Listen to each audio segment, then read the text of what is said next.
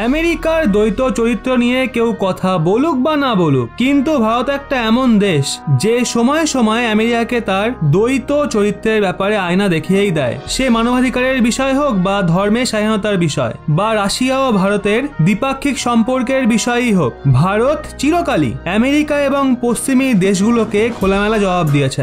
America তো এক এমন দেশ যে নিজের পুরনো সহযোগী ফ্রান্স এবং সুইডেনের মতো দেশকেও ছাড়েনি। এইসব দেশগুলো আমেরিকার দ্বৈত চরিত্র বা বলতে পারেন ডবল গেমের শিকার হয়ে গেছে, যেখানে আমেরিকা ফ্রান্সের পরমাণু সাবমেরিনের ডিলকে খেয়ে ফেলে, ওদিকে আমেরিকাই আবার কানাডায় সুইডেনের গিপেনের মতো যুদ্ধবিমানের ডিলকেও গ্রাস করে।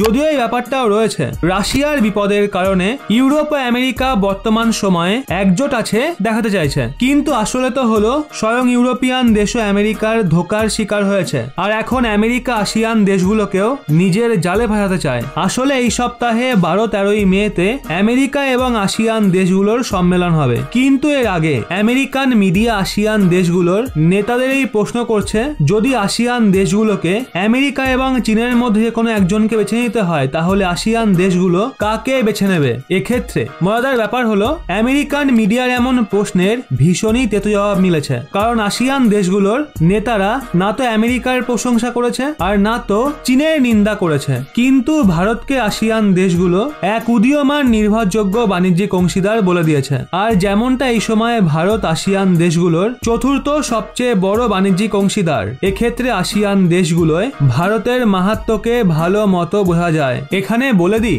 আসিয়ান হলো দক্ষিণ পূর্ব এশিয়ান দেশগুলোর সংগঠন, আর আসিয়ান দেশগুলোর সংগঠন আমেরিকার থেকে অতটাই সাবধান রয়েছে যতটা চীনের থেকে সাবধান রয়েছে। এক্ষেত্রে দেখা হলে এশিয়ার দক্ষিণ পূর্ব দেশ মানে আসিয়ান দেশগুলোর মাঝে ভারতের বৃদ্ধিপ্রাপ্ত প্রভাবকে ভালো মতোই আন্দাজ করা যাচ্ছে। তো বন্ধুরা, এই নিয়ে আপনাদের কি মতামত কমেন্টে অবশ্যই জানান।